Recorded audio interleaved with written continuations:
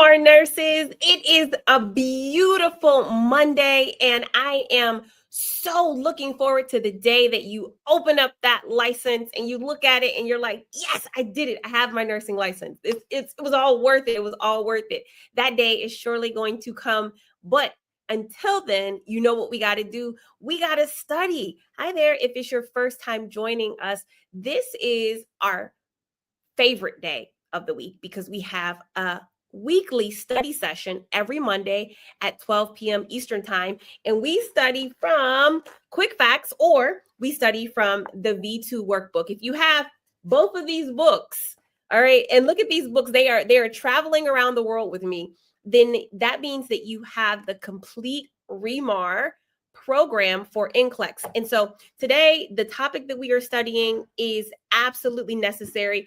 Osteoarthritis. You need to know about this condition because whether you're an RN or whether you're a PN, whether you are working in a hospital or a nursing home, your patient will more than likely in their lifetime have osteoarthritis. It is one of the staples of the content in the NCLEX prep course. Okay, so we're going to go over it. But before we do that, guess what? We have some great things coming up for you. And of course, they're all free to attend. So one of the things that will get you closer to your goal is by staying engaged, staying focused, and making this studying a priority. So we have Nurses Week coming up. Yep, in just a few days, we will be doing our Nurses Week. You've been asking about the discounts on the V2. You've been asking kind of what we're doing. So Nurses Week will be dropping a whole calendar of things that we will be doing for you. Okay.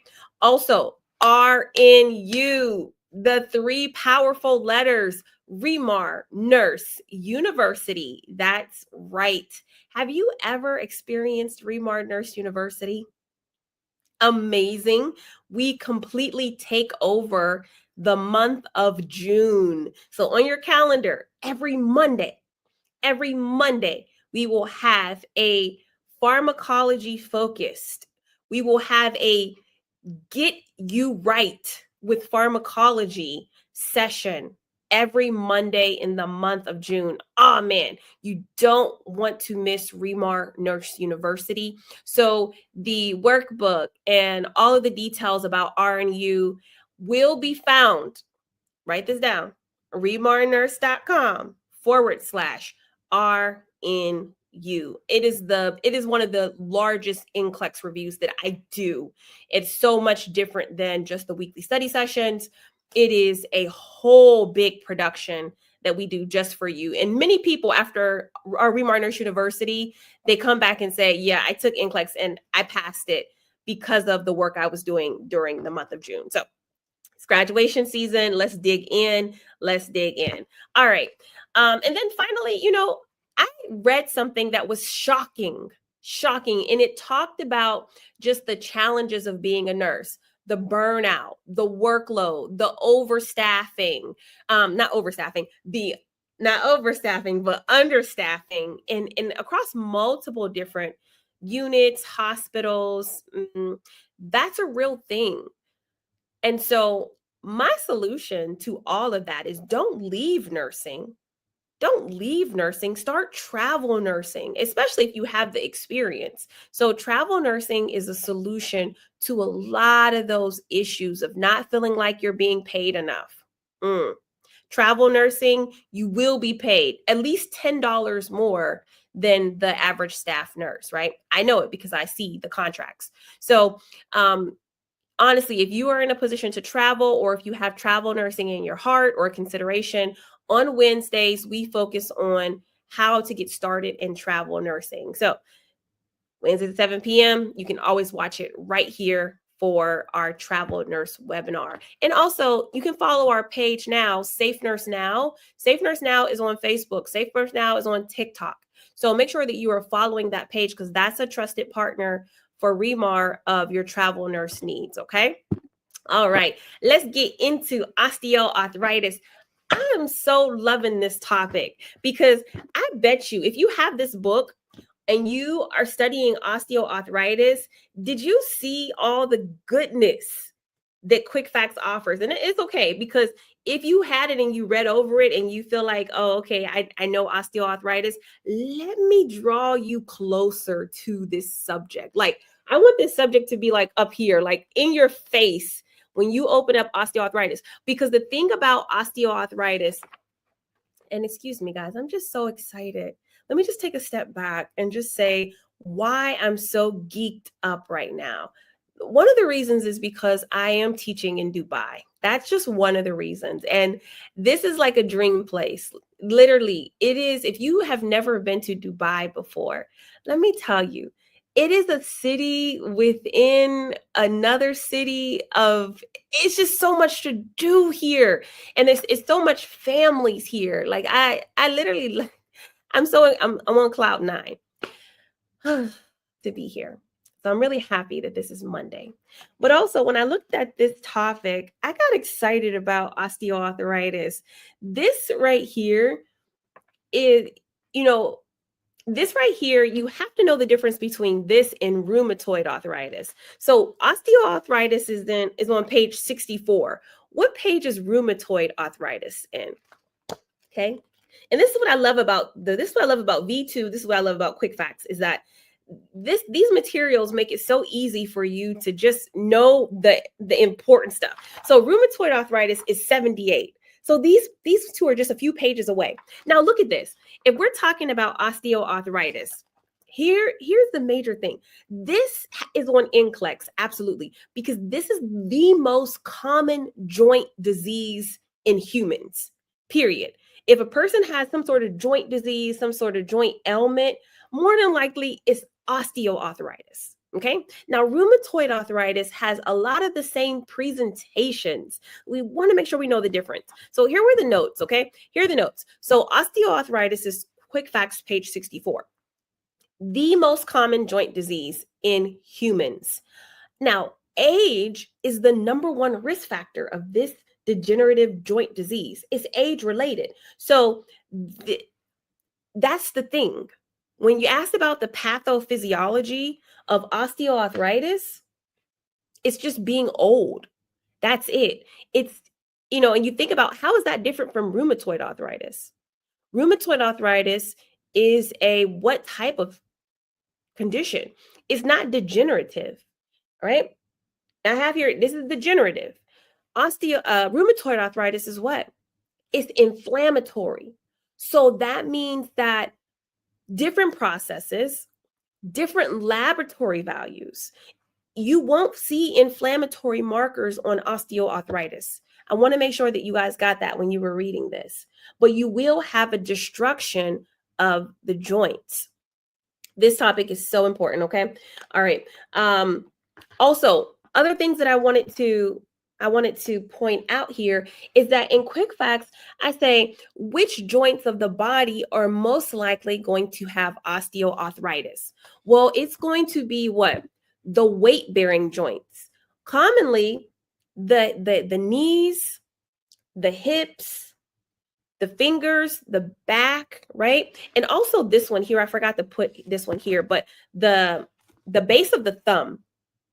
How many people know somebody with thumb arthritis? Mostly if somebody has a thumb that is hurting them, it's osteoarthritis and they don't even know, right? So that's something I wanted to point out. Your patient is going to have the clinical signs. What are the clinical signs of osteoarthritis? Limited joint mobility, joint pain, joint stiffness. I want to stop here, because when you read this in Quick Facts, I want you to know that this joint stiffness is interesting. It happens in the morning. It happens in the morning. So when I was studying rheumatoid arthritis, because sometimes I study these two together. So when you go to rheumatoid arthritis, you will also see that the disease is characterized by morning stiffness. So what's the difference between morning stiffness in osteoarthritis and morning stiffness in rheumatoid arthritis? Go ahead, put in the comments. Okay, so the difference is going to be the time The time limit. So in osteoarthritis, when you have morning stiffness, it's typically less than 20 minutes. Okay? Because activity will allow you to work those joints out. And once you get moving, then that morning stiffness goes away. That's characteristic of osteoarthritis. Now, with rheumatoid arthritis, you have morning stiffness, but activity doesn't make it better. That morning stiffness is going to be over an hour long because there's an inflammation that's happening, right? And so that's one of the distinguishers between osteoarthritis and rheumatoid arthritis is that morning stiffness. It's going to be both, but with osteoarthritis, I want you to write this down in this if you don't have it. It's typically less than 20 minutes, okay? Typically less than 20 minutes. What else do I have here? Let me show these notes here. Okay, I wrote this down too for you. So osteoarthritis, morning stiffness, weight-bearing joints. So the hips, the knees, the back, the thumb, okay? Exercise is the first line of treatment for osteoarthritis. That is not going to be true for rheumatoid arthritis, guys, okay? Also, the deformities are going to be there. You're going to have Herbert's notes on the distal parts of the fingers here, okay, the distal joints of the fingers. You're going to have those nodules that are there. Unilateral in presentation, where rheumatoid arthritis, the joint stiffness is going to be a bilateral presentation, but you start first with exercise. And then from exercise, that is when you can get into the corticosteroids. Okay, you can get into the NSAIDs. Typically, doctors will put NSAIDs on top of the skin. It'll be a topical, and then it will go into the injections, the corticosteroids. Okay, very important topic. Make sure that you know those things because NCLEX will come at you with the laboratory values associated with this, which is no inflammation, should be noted. Exercise is a therapy, weight reduction is a therapy. Okay, so when we're talking about osteoarthritis, what I want to do now is put you in some scenarios through NCLEX questions where you are utilizing clinical reasoning. Okay, you're utilizing clinical reasoning, but in order for you to clinical reason, you got to know the facts first. Okay, you got to know the facts first. So if you have the system, what we're doing is we are watching something. You're either watching the lecture videos, you're watching me here, you're reading quick facts, you're reading the notes in your V2 workbook, and then you're answering. So today is a system of how you should be studying when you're alone. I tell you, how you pass NCLEX is what you can do by yourself. This is an exam where the training has to be done by you. I can give you the steps on how to do it. I can give you the steps on how to read it, but you still have to do it. You still have to do the work. And I know that that's the part that you're able to own. So own that part of it. Okay. All right. So get the training. You can get all of this done in about 3 to 4 weeks, honestly, if you're following the study calendar. Okay. And the study calendar is not this. So there is a study calendar in Quick Facts that will help you to, where is it at? The study calendar in Quick Facts will help you get through Quick Facts. However, if you have the entire system, you're not going to use the study calendar in Quick Facts. You need to use the daily study calendar in the V2 workbook. Okay, and whether you have this physical book or if you have the downloadable one, the daily study calendar is how you're going to put it all together. And the benefit of using this study calendar is that this calendar tells you when to watch the videos, when to read Quick Facts, and then when to go into the question bank. So it ties everything together so you don't have to guess, what am I supposed to be doing? Because one of the mistakes that nursing students make when it comes to my products specifically is they will have this book and they will say, I'm going to study this book first. I'm going to memorize everything in this book first, and then maybe I'll watch the videos. But that's not the way that's not the best way for you to prepare, nor is it the way that I wrote the course. So if you look at this calendar here, you don't start using quick facts, none here. I don't have you in quick facts at all here. I don't have you in quick facts until study session number 7, because quick facts is not the priority when you have the lectures. The lectures are the priority. Okay. So I just do the program. I just want people to do the program right. And I know sometimes it's just a matter of me saying how you should do the program. Okay.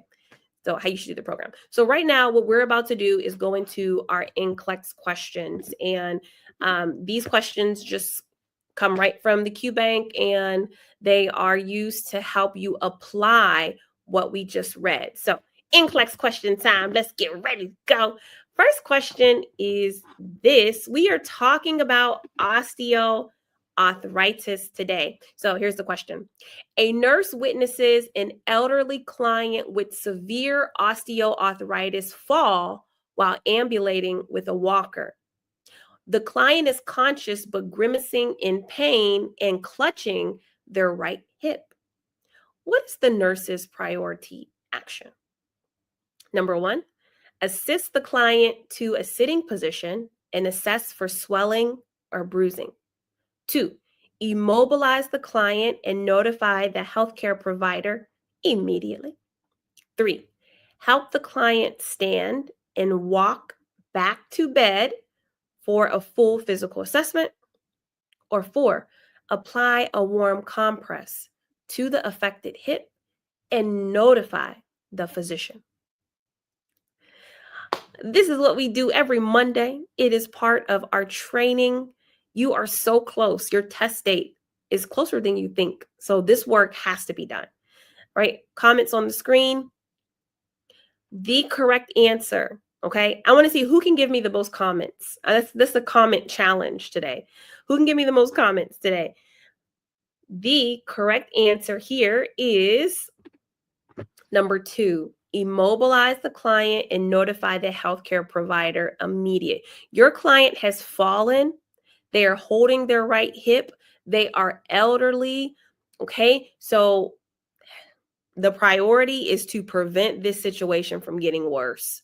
Okay. You have to be thinking, does my patient have a fracture? Does my patient have a fracture? I need to call the doctor to evaluate this patient. This patient is probably going to need an x-ray. I don't know, all kind of stuff. Okay. Number 4 looked great. Some people fell for this distractor. Apply a warm compress to the affected hip and then notify the physician. No, we can't apply a warm compress to anything. Why? Because we don't know what we're treating in this situation. If I put something warm on a place that has a fracture or internal bleeding, is that going to help? No, not at all. So we have to be very careful that we don't overstep the nursing process. This patient needs assessment, but not before notifying the doctor and immobilization. Okay. All right, let's do another question. Number 2, a client with advanced osteoarthritis refuses to stop a vigorous workout program despite worsening joint pain. What's the nurse's priority action? Number 1, respect the client's choice and document it. 2, educate on joint damage, risk, and suggest safer exercises. 3, notify the healthcare provider to educate the client and include activity restriction. Or 4, support the workout decision and recommend joint supplements. They have a patient, they have advanced osteoarthritis, and they refuse to stop a workout program. Okay. So what should the nurse do? Should she respect that choice? Just document it? Hey, nothing you can do. 2, educate on joint damage risks and suggest safer exercises. Or because the patient has refused to stop, do we notify the healthcare provider to educate the client and then include an activity restriction? Or 4, do we support the workout decision and just recommend joint supplements? This is a very good question. Lots to consider here. The correct answer is boom, 2. Educate. You got to educate. You got to educate. You got to educate. Suggest safer exercises, because teaching the client about their joints, they can promote safer habits. And so education, this needs to happen before you call the doctor. Okay. And in instances like this, before you notify the doctor that the patient refused his medication, his treatment, his oxygen, you must be able to say what you did as part of your profession, your license, your safety. You say, I told him, I explained, patient still refused, but you need to be able to say you educated. All right. Okay. How about question number 3? It says this: a client has just been diagnosed with severe osteoarthritis. He refuses to accept the diagnosis, saying, this can't be happening to me. He asked the nurse to stay with him. What is the nurse's priority action? Number 1, correct the client's misunderstanding by reviewing the diagnosis again. 2, encourage the client to talk about treatment options. 3, invite the client's family in to help process the diagnosis. Or 4, acknowledge the client's feelings and remain with him. What are we going to do? ReMar nurses, it's time for you to stand up, make your calling sure. I love the testimonials. I love that I am a ReMar nurse. Congratulations to everyone who is actually climbing up the hill and standing at the top shouting, I did it. I did it. I did it. It's not easy. Okay. Correct answer. I'm rolling today. It is number 4, acknowledge the client's feelings. You know, in this book, when we go over the psych section, we talk about therapeutic communication. This is right where it has to be done. The first step is always acknowledging the client's feelings. Okay? Have to do that. And you stay with the patient, because anything else is, number 1 is dismissing the patient. Okay? 2, encouraging the client to talk about treatment options. They're not there yet. They're refusing to accept the diagnosis. 3, inviting the family members in. Not there yet. Nope. Can't have the family coming in, flooding the patient. The patient's doesn't need support because they don't even want to accept it. All they want is the nurse to be there. That's what they want. Okay, did you catch that? Okay. All right, number 4. So the correct answer for number 3 was 4. Okay. Question number 4 is this: a home health nurse visits a client with osteoarthritis and observes that the client's diet is high in, it's high in processed food, sodium, and sugary snacks. What's the nurse's priority action? Number 1, explain how poor nutrition can worsen inflammation and joint pain. 2, encourage the client to eliminate carbohydrates and red meat completely. 3, refer the client to a dietitian for specialized nutrition counseling.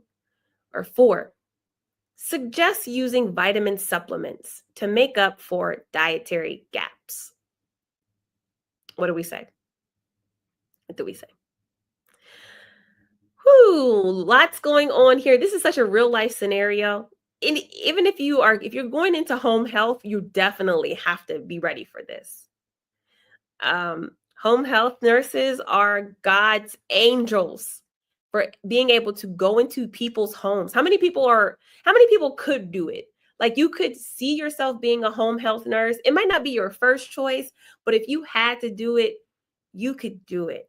I did home health nursing for, oh goodness, for a few months.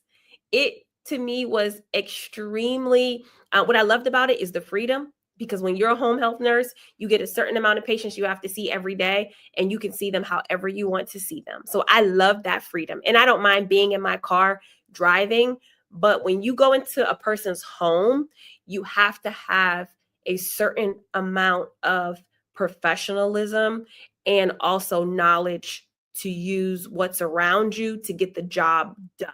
Because you can show up to a person's house and they're supposed to have all these supplies and they have none of them, or their kids threw them away, or their cat is sitting on top of the sterile supplies. All that kind of good excitement, right? Okay, so if you're a home health nurse, God bless you. Correct answer here is, I hope you picked it, number 1, explain how poor nutrition can worsen inflammation and joint pain. This condition, osteoarthritis, is education focused as far as we're concerned as nurses. We have to let people know that there are modifications that you need to make in order for this to get better. And if you don't make the modifications, this is not going to get better. Okay. So explaining client education is the first priority here. Did you get it? How'd you do today? Osteoarthritis. Who would have thought? Who would have thought? It is so important because many patients will come in contact with arthritis. Hey, some of you even have it. I think, as we get older, our joints start to ache. My mother and my grandmother used to say when it rains, they can feel, is that just my family? Or people say that when it rains, their arthritis starts acting up. Okay. Yep. So that's a condition that we must know. All right. It's time for Monday motivation across the nation. I just want to remind us this week that God's plan took time. Even for the creation of this world, it did not happen in one day. It did not happen in 2 days. It did not happen in 3 days. And we're talking about a God who can do anything. Even his plans take time. The Lord made the heaven and the earth in 6 days, And so in our world, when we are trying to get to a goal, I want to remind you, Deuteronomy 7:9. Know that the Lord your God is God. I am traveling and I'm taking you guys along with me, and I am reading all of the comments, and I am getting amazing insight into different cultures and seeing how people do things. And one of the most basic truths is that you need to know your God, the faithful God who keeps his gracious covenant loyalty for 1,000 generations with those who love him. And if we love him, Jesus says, if you love me, you will keep my commands. And his commands are not grievous. What God asks us to do is literally for our own personal good. He asks us to place no other gods before him. He is the one who has been sustaining us and keeping us and providing for us. We should have no other gods before him. We should not bow down to idols. We should not take the name of the Lord in vain. Father, Son, Holy Ghost, right? We should keep his Sabbath. We should keep a rest day where we give God back a day that is for him. We should honor our mother and father that our days may be long in the land. Lord, we should not murder. We should not commit adultery. We should not lie. We should not covet our neighbor's things. These are just principles that we have to govern ourselves by. Okay? That we are able to have great relationships with other men and other women. And we are able to have a good relationship as we go about different cultures. Like as we travel throughout our lives, if we just think of it, if we treat others like the whole of the commandments, treat others the way you want to be treated. Love God with your whole heart. Like even if we just focus on those two, if we just treat others the way we want to be treated, And so as I'm moving about all these different cultures, that's what I'm seeing. I'm in Asia where I see people, they have a different God than me. They're serving a different God than me, right? And I'm able to view them in as part of humanity. And I'm able to see, you know what? Yes, they're praying to statues that I see. And those are their gods. But you know what also about the people in Asia when I was in Thailand, they have the respect that they will not come into your home unless they remove their shoes. They respect your house and they respect you so much that they will keep it clean. They have the respect that they will bow to you, right? Not knowing anything about you. That is part of their greeting. That is part of their culture. And so what I'm learning is that my God, the way that I interact with him is important, but also the way that I reflect him to other people is even more important. I say all that to say that we have a responsibility in our Christian walk, and as we are trying to get to where we want to be, to treat other people with kindness and also understand that our God is loving. His character is one of patience. And so while we're waiting for our goals to happen, right? And in a culture where it's easy to be like, oh, me, that we can also understand that God, he takes time in perfecting things that are well and blessed. God is faithful even when you don't get what you want right away. These are my takeaways. God has had a plan since the beginning of time, even before you were there. He did not need to consult you about anything. So what do we get to do? We get to enjoy all that we have on this day. Okay? Generation after generation, his plan will be revealed. And we are blessed enough to be a part of that plan. We are blessed enough to see a part of the plan unfold. God is constantly working behind the scenes. He's opening up doors for you that you can't even imagine right now.